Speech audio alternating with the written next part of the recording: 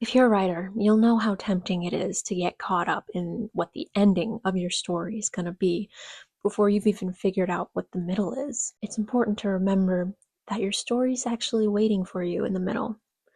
And these authors here today illustrate that point beautifully. So stick around if you'd like some gleamed insight on how to become a better writer through reading some great authors. Because of some great advice that beloved author Ray Bradbury gave in one of his infamous lectures. The best hygiene for beginning writers or intermediate writers is to write a hell of a lot of short stories.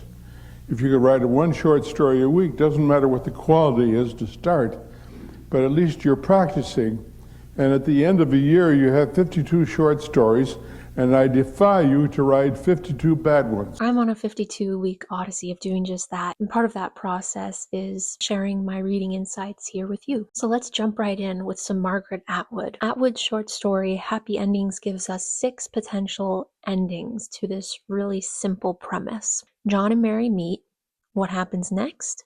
If you want a happy ending, try A. Here are my key takeaways that we as writers can glean from Margaret Atwood's writing prowess and genius, as Emerson would say. So, the form of this piece is wicked inventful, but also super simple when you think about it. It's got this metacognitive thing going on where it's aware of itself, that it's a story, but it's showing and telling you all the different ways that a story can unravel by the very basis of this multiple endings idea. So we have A, our very simple happy ending where John and Mary fall in love, get married, do all the things people do, and then eventually they die. Whereas in parts B, C, D, E, and F, we see more of the marrow of the middle of John and Mary or Fred and Madge's stories. We're given insight into more of the complexities of life, and it really drives Atwood's point home at the very end, where she says, "So much for endings. Beginnings are always more fun.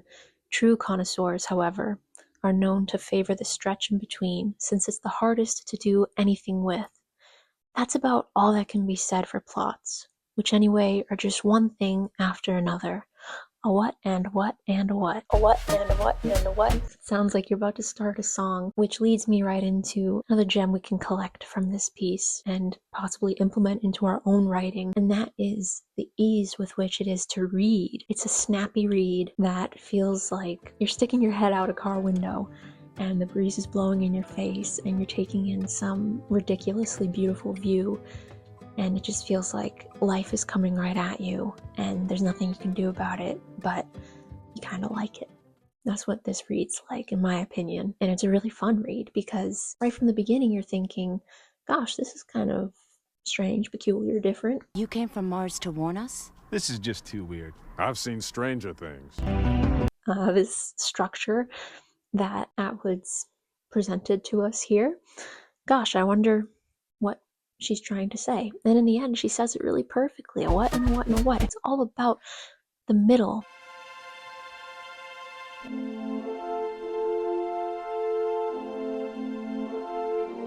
That's where the magic is, and I think us writers so often get, or any type of storyteller, whether you're a writer or a filmmaker, just anyone telling a story with a beginning, a middle, and an end, or a creator here on YouTube, I think there's so much stress on the beginning or the hook and the end or the so what. Like, why did you write this story? Well, maybe you wrote it for the middle, and this isn't any groundbreaking idea, but I think it's really easy to forget, especially in a world where when end results are prioritized over the journey of the art itself, I think it can really easily get lost. Are you lost?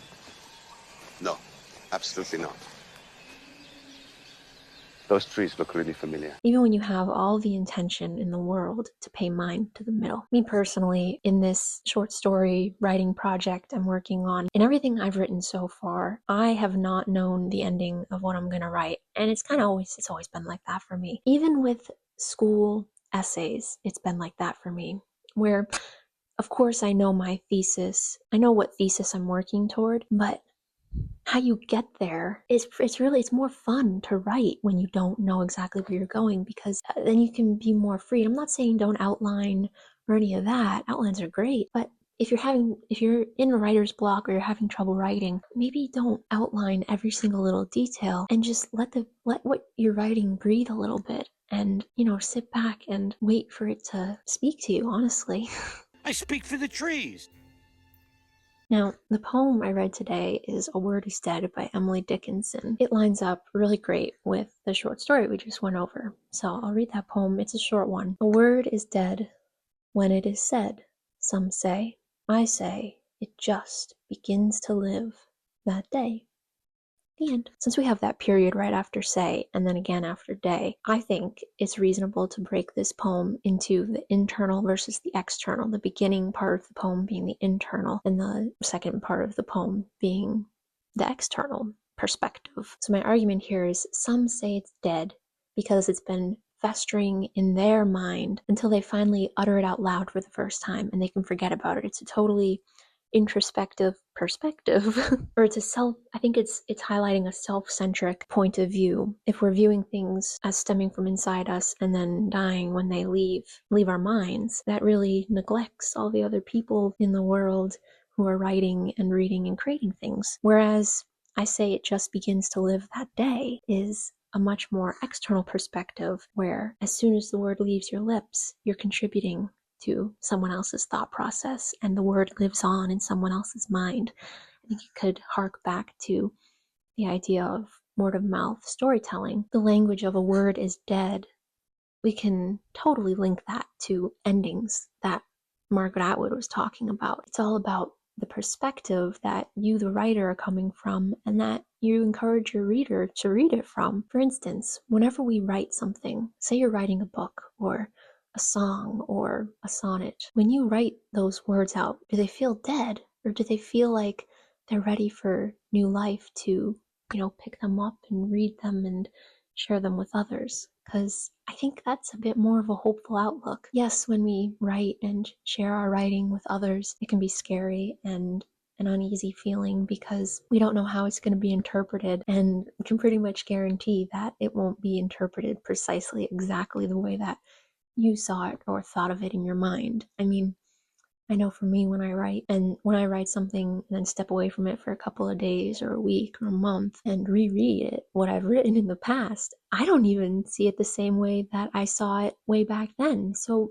how could we expect other people to see it exactly how we see it, what we write when we write it? Thank you, Emily Dickinson and Margaret Atwood. And finally, I didn't read an essay today, but I wrote a letter from Raina Maria Rilke, Letters to a Young Poet, which we've talked about before on the channel. Something that Rilke says that immediately jumped out to me because I think it connects to our other two writers here today is to seek the depth of things. This is a short letter that he wrote to the young poet, and I think it's brilliant advice because it's more of that same message of stop rushing to the end of the story you're trying to tell and seek its depth, like dig your hands into the sand of the words you're trying to communicate and fill it with as much meaning as you possibly can, with meaning and poetry and beauty of language. That is your story, after all, the depth of it. So just let that take you wherever it wants to. Okay. The word of today, which I pulled from Rilke's letter, is lassitude, which means a state of physical or mental weariness, lack of energy. An example of this from Rilke: I've been unwell all this time, not exactly ill, but oppressed by an influenza-like lassitude that has made me incapable of anything. Let me know if that was a new word for you. It was for me. For all the stories we've covered today, I've provided free links in the description of this video for you to access and read them if you'd like to. You can check out my latest short story on my website, thewriterwithacause.com. Anyways, I'll see you tomorrow with more reading reflections. Can't wait. Peace.